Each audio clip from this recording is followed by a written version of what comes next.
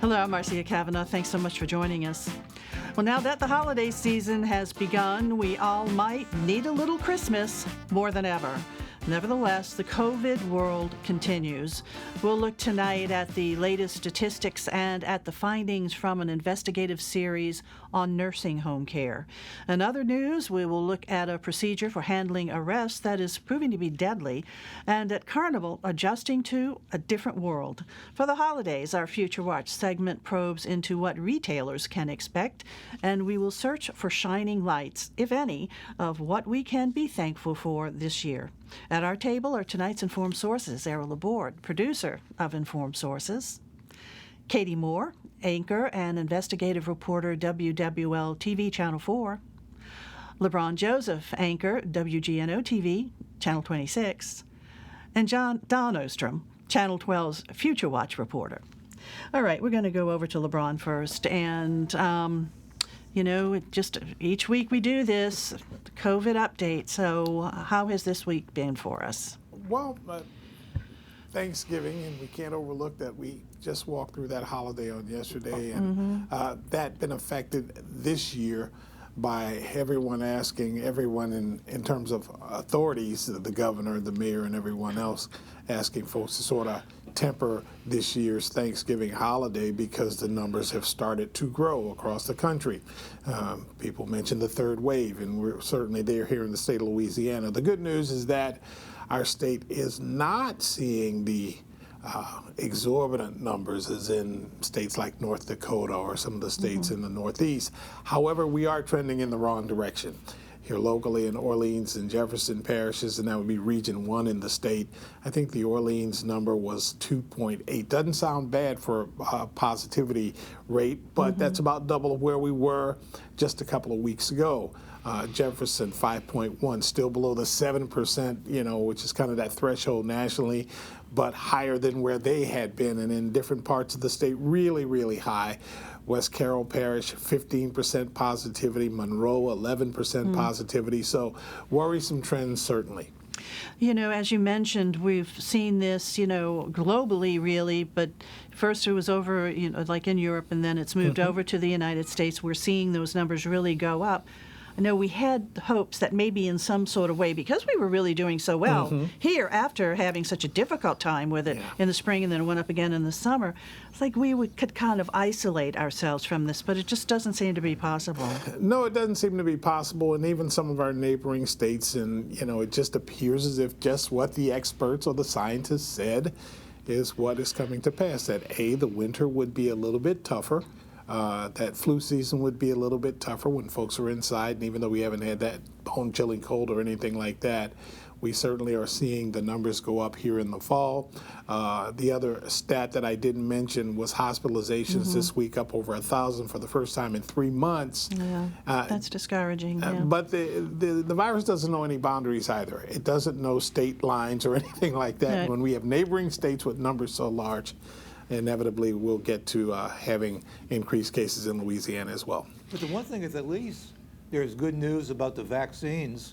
Every time I hear people talk about vaccine, I'm waiting for someone to come and counter it and say, well, it's not true. But everybody seems to be agreeing that there is real progress on the vaccines. Yeah, just about all of the companies. Pfizer said over 95%, I think, that their vaccine was accurate. Another company said 90%. Earlier on Monday, a European company came out and said that their vaccine was 70% effective, which is still very high numbers. These are all company data, and those are very, very high numbers, and there's a whole lot of reason for optimism. However, vaccines aren't available just yet and won't be available for several months and reach the larger part of the population for probably a year. Yeah, that's what we're hearing. And also, we have to see right now, and they're saying that the effectiveness looks good, but we really won't know for sure just how effective it is, how people react to it until it's given. That's exactly correct. On a mass scale. Who's going to want to take the vaccine in this first round? How much vaccine resistance will there be? I think there will likely be a lot of resistance to something that has not been data borne out for years and years. Dawn, you make a great point, and I'm certainly willing to go out on a limb, but do I want to expose my children? Do I want to expose my kid? Right. And I think that's a big question for parents as well. Well, that's another issue, too. These vaccines are being tested for adults, not children. Right. And so the first wave of administration of vaccines, I think, will be on adults, and then they'll start working to see how they impact kids. Here in the state of Louisiana, the biggest age group where we're still continuing to see deaths are in the population of folks 70 plus. That accounts for over 4,000 of the deaths. 69 to 70, or 60 to 70 is that second age group, over 1,000 of the deaths. And are we giving even those people vaccine? I tend to believe that we're probably not going to administer a vaccine to the population here in Louisiana that's been most affected, which is unfortunate. Well, we'll see as it goes. I mean, it's still a battle, and we can't drop our guard. Yeah. You know, wear masks, wash hands, keep socially distant, as we are here at the station. Everybody's in a different place. So, all right. Thanks a lot, LeBron. And we're going to stay with the COVID theme, but looking at nursing home deaths. Katie, you've been investigating that. What have you been finding? Well, quite a bit. We first started taking a look at nursing homes back in May, in the height of our outbreak here in Louisiana, because we were seeing such incredible numbers. And when I say incredible, of course, I don't mean good. I mean incredible bad. We saw, a huge percentage of our nursing home population becoming infected, and then we also saw a huge percentage of our population dying. And one of the things that I discovered when I was looking more recently at our numbers is that when you consider population and per 1,000 residents for infections and deaths of COVID, Louisiana ranks far and above every other state in the United States in terms of the number of infections and deaths. Again, when you account for population, which is, of course, what you really need to do if you're going to compare states. But we really wanted to take a look at what was causing some of the nursing homes to have a worse infection and death rate than others. So we focused on a nursing home in Covington called Forest Manor Nursing and Rehabilitation. That nursing home has had 38 people die in it throughout the COVID pandemic. And so we wanted to figure out why. Why is it that they were seeing so many more people die, versus another nursing home down the street? So we really started to dig deep on that. We also wanted to dig deep in some of the available data out there on COVID and nursing homes and nursing home ratings in general. So what we did over a period of months was take a look at the Medicare ratings for nursing homes that are provided by the Center for Medicare Services, CMS. That's the agency that oversees Medicare certified nursing homes. They put out their quality ratings that are in the form of star ratings that anybody can look at online. And so we took that information and compared that to the state's COVID-19 data. And what we found is that there may be a correlation between the staffing ratings for Louisiana's nursing homes and the spread of COVID through many of these facilities. And something else that, was really shocking to me whenever I started really digging deep into those numbers is that Louisiana's nursing homes, for those that had the greatest number of deaths, only 3 of them were ranked average for staffing. The rest were below and well below average. So that means that none of those nursing homes, the 50 that had the greatest number of deaths, had above average staffing ratings or higher. And the numbers for the state for all the nursing homes did not look much better, honestly. In those early stages, when COVID was hitting us, and you have profiled some family stories of residents of this nursing home. In your story, you even saw video of it or pictures of it where staff was not wearing masks. Right. I mean, yeah, that was a huge concern of the family that was watching their loved one on a granny cam. It's what it's called. We fortunately 2 years ago passed a state law that required nursing homes to allow families to have those granny cams in their rooms of their loved ones in the nursing home. So the Zenko family was able to watch him and keep an eye on him. And what they noticed was that some of the staff members were not wearing masks into April, well into April. which is a time period that they really should have been doing that, and they should have known that they should have had those masks on when they were coming into such close contact with him. And I think that it's pretty consistently been established that the staff in these nursing homes, as amazing as they have been and as difficult as their job has been, they are one of the reasons that we have seen such spread, because we've shut family members and friends out from the nursing homes. The only people who are going in are staff members, at least at that point when it was at its highest. So it's definitely a factor. And then that family that we profiled as well talked about the fact that, you know, there was so little staffing at that point into April and, you know, into May. Because the staff members were getting sick, because there were shortages across the board in Louisiana, because COVID made things so much worse. That's both people getting sick, that's people afraid to come to work, that's the fact that we had a shortage to begin with, and then COVID exacerbated those problems. So they were having a problem with their father and him being watched when he was eating, because if he would take a bite of food and wasn't positioned properly, the food could go down into his lungs and cause pneumonia. So in these ensuing months then, and understanding more about this pandemic, are we seeing improvement in protective equipment for staff and then also protection for the patients? So I think so. I mean, you know, we've seen definitely the numbers slow down in Louisiana's nursing homes as you take a look at how the pandemic has played out over the last few months. The American Healthcare Association, which is a nationwide lobbying group for the nursing home owners, has been, over the last month or so, really sounding the alarm, though, about the fact that we are in this third wave, that we are seeing nursing homes in a lot of states seeing, again, exponential growth in the number of cases and deaths associated with COVID because of the fact that community spread is an issue. And again, those staff members, and now that we've allowed family and friends to have more contact with their loved ones, which, you know, the people in the nursing homes are desperate for, it's a real concern. And I think that they're wanting to make sure that these nursing homes are still getting some help from the federal government in terms of funding, PPE, that they do have adequate staffing. And I know that one of the things that the AARP has been advocating for is the state to make sure that these nursing homes are sufficiently staffed to be able to handle the extra burden and load that a COVID outbreak brings for their workload. And perhaps the first wave of vaccines, too?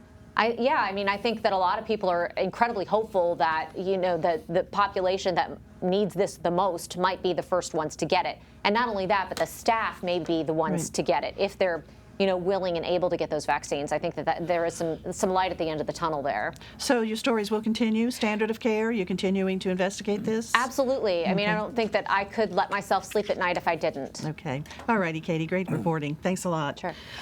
Errol, over to you. Some other changes caused by COVID to Mardi Gras, and crews are just adapting. Well, the word has been from the city administration that a carnival is not canceled, it's just changed. Of course, when you eliminate the parades, that's a pretty big change in Carnival. Yeah. And some of the crews have been trying to scamper to come up with some other ideas, as they've been encouraged to think of something. A really amazing idea was released last Monday by the crew of Bacchus, which historically has been an innovative crew. Now, it's no big deal when I say they have an app. Everybody has an app these days. But they have an app that does things that I don't know if apps have ever done. I want to show you just a quick clip about this and tell you some of the things they're going to do. And in 2021, Bacchus will unveil something new and something spectacular once again. Developed originally for Bacchus Sunday, it will now be available in January 2021. The Bacchus Throw Me Something Bacchus app, available for iPhone and Android users. Just download and catch. It's easy and fun. Track the virtual parade progress. Just touch and learn about past kings. Follow members. Share your favorite Bacchus Sunday photos. Trade throws with friends and family during the carnival season. You're gonna have fun with this app. You can even make your own personalized avatar. This February, our Mardi Gras may be different, but Bacchus will still throw signature Bacchus Sunday items. Different locations, different throws. Just tap and catch a special flow throw, safely, securely. All virtual and fun for the whole family. Complete download details to be announced soon. The new king of all apps is coming to your phone this Mardi Gras season. Something for everyone and new in 2021 with Bacchus. A spectacular app like no other. Now they made a couple of references to being able to catch, and so the question is, how do you catch off of an app? But what it is that they have these visual devices, and you click in, and somehow if you click this throw, it kind of comes up to you on the screen. Somehow it keeps track of it, of everything that you or anybody else caught, and then you get an email after the parade saying, here's what you caught. And then you can go the next day to the Bacchus float then, and they'll give you the catches that are registered with you having been caught. Now, somebody at Bacchus think, well, look, being we're throwing everything virtually and people coming in and get it, we can throw whatever we want. It doesn't have to be beads. It can be big things. Somebody even said it can be a car if we wanted to. Well, they didn't go that far, but they do have bicycles. They're official adult Bacchus bicycles. And so among the items being virtually thrown is that are these bikes, and if you click it, and if you got one, then you can go the next day and pick up a bicycle. So this is a whole new world in terms of throws and parades. And what they're hoping is that this becomes an annual thing, and they're also hoping that it spreads internationally, that this gives all of a sudden Bacchus an international following. So it's just a really major change. It will be released, the app, to go to on an appropriate day on 12th night. People can go to their app stores. The other thing that's happening is in Jefferson Parish, where there's serious consideration about trying to continue some of the parades. There are a lot of people in Jefferson Parish who grew up in New Orleans and who have long traditions and who really understand Mardi Gras and what it means. And so some of the crews are working to maintain, of course, with different rules. And they're also looking hard at the possibility of maybe, at least this year, moving the parades back to the late spring or early summer. And so it may be that you can visualize that in 2021, there'll be some parades, and that the parades will be in Jefferson Parish. All right. Well, also adapting. That's really a pretty amazing thing that Bacchus is doing. Well, I'm sure we'll hear more about it from you, E. Thanks a lot. Dawn, retailers, how's it going for them? This is holiday season now. It's a big time for them. Yes, Black Friday, here we come in a much, much different way. As you know, there weren't Black Friday doorbuster deals to get everyone lined up and in the door and in a crowd all at the same time today. It's spread out. The Black Friday deals started online last week and have continued. The retail season the holiday shopping season has brought new jobs. Usually there's hiring for extra cashiers, extra clerks. This year there's hiring for extra cart washers and mask enforcers. I'm not kidding. There really are jobs out there for more COVID enforcement type stuff. All of our retail establishments have limited capacities and more limited hours than they had before. And retail really is not in dire straits yet, but is definitely in trouble. I'm told by the New Orleans Business Alliance that the only time in recent history that it's been worse than it is right now is in the 2008 financial crisis in terms of retailers actually moving out of their spaces and creating vacant square footage. We've seen national retailers who have closed during this time or declared bankruptcy during this time that impacts retailers here. Stores like Pier 1 and Joseph Bank and those stores.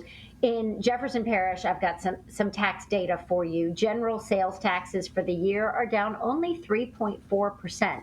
I'm told they were helped dramatically by the arrival of Total Wines, go figure, and they're also helped dramatically by the hoarding that has happened during this time of toilet paper and paper towels and things like that. So the tax dollars are still there. And that means maybe the big boxes are doing well, but the boutiques aren't doing as well. Online has really come on very, very strong. In New Orleans particular, they say it's not so much the loss of the tourism market during this time that's hurt. It's the online shopping versus local shopping that is hurt. And there is a movement afoot to perhaps find a way to get local sales tax dollars from that online shopping. We already have state sales tax collected from most online retailers. I wouldn't be surprised if somewhere down the road you also see you're paying that Orleans Parish sales tax or Jefferson Parish sales tax. Wherever it's being shipped to, you're going to be charged that amount. It's over the next 6 weeks, this is really the make or break time for most retailers.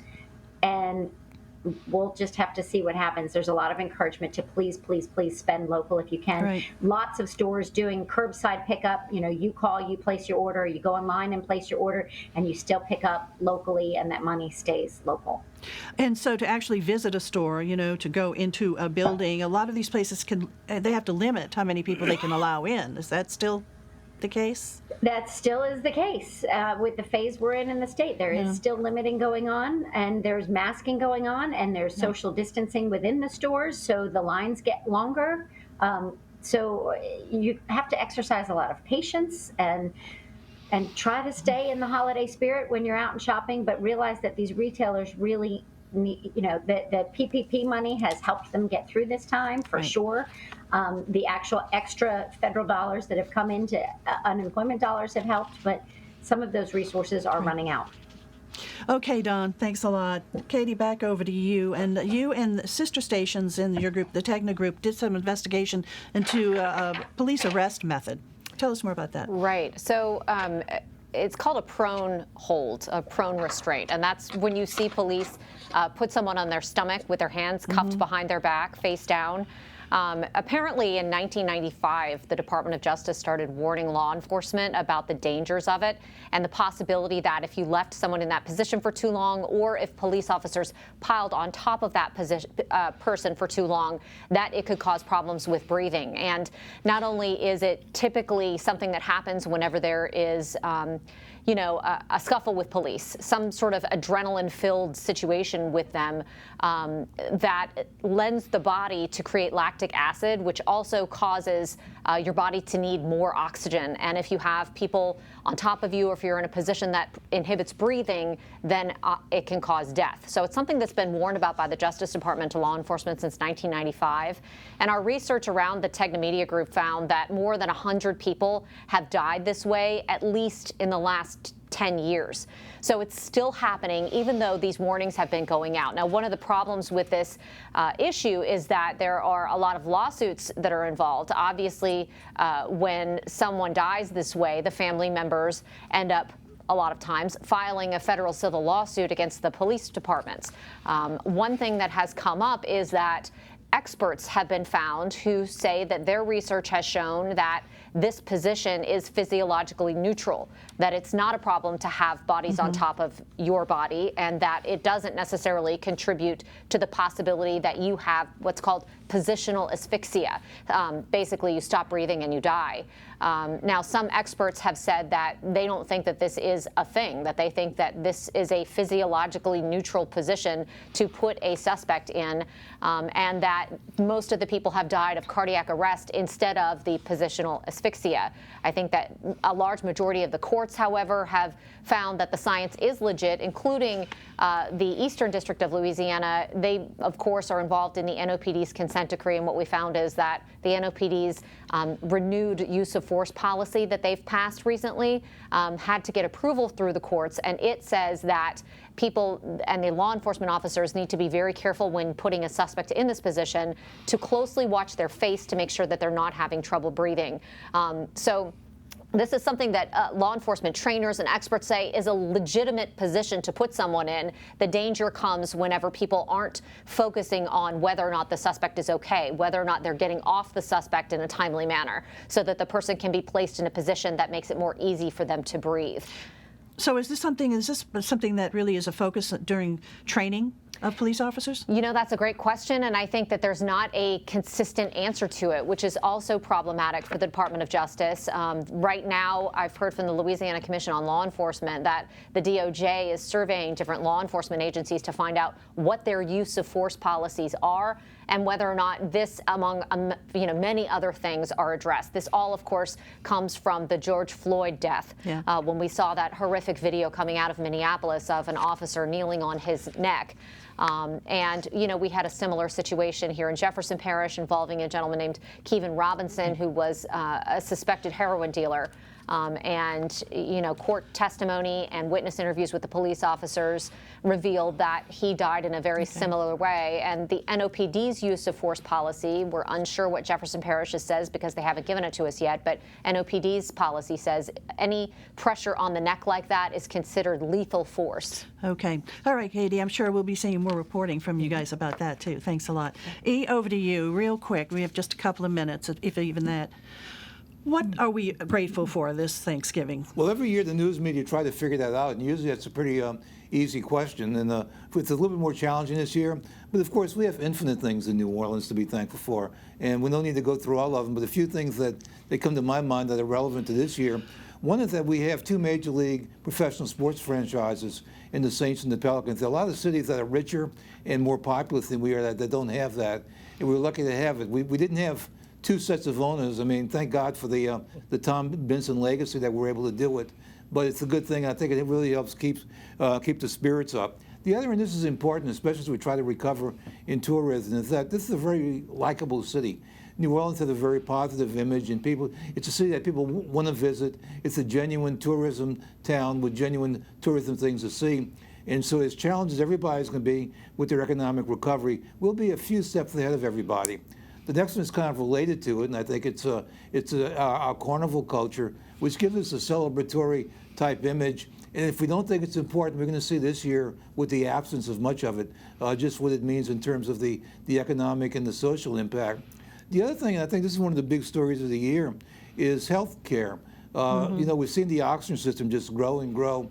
We've seen LCMC, which started out with Children's Hospital, which operates University Hospital. This year it bought West Jefferson Hospital. And so it's become a major healthcare system. And then we have the two-lane system. So look at this, 3 major systems, all of them are locally owned. And, that's very impressive. And the final thing I want to mention, this is one of my phrases, one of my pet peeves. Anytime it's the hurricane season and the hurricane turns away, people say we dodged the bullet. We are a stationary landmass. We don't dodge, okay? The bullets turn, right? And we were lucky that the bullets turned so many times this year. You're right. We are grateful about that, and certainly grateful for our healthcare workers who have just been working overtime to try to keep us healthy. All right, guys, other stories real quick. Well, usually a big thing on Thanksgiving weekend is the opening of the fairgrounds. Fairgrounds will open on Thanksgiving. Of course, the difference is no people, no spectators. They've said that maybe by December they can give an announcement and start letting people in, but at least the races will start. LeBron. Speaking of races, we're a week away from the election. Early voting numbers so far have been kind of modest, but we don't have big races anywhere in the state, with the exception of the DA's race here in New Orleans, and maybe that'll get some folks out on Election Day next Saturday. We hope so. Don, let's go to you. Taysom Hill. We didn't talk about him this week, but he got his first NFL start last week, and we'll see him again Sunday at the Broncos. And it's just fun to watch and fun to see the national media go, oh, maybe the Saints still can win. Yes, indeed, they can, and he is a lot of fun to watch. Okay, Katie, up to you. We're keeping an eye on nursing homes, of course, and the COVID pandemic to see if this is a third wave. And then I think you can expect to see more from us on building inspections a la Hard Rock coming up in the next few weeks. Yes, that is going to be very interesting. All right, guys, thank you so much for joining us, and thank you all for watching. We'll see you again next week for Informed Sources. Have a good evening.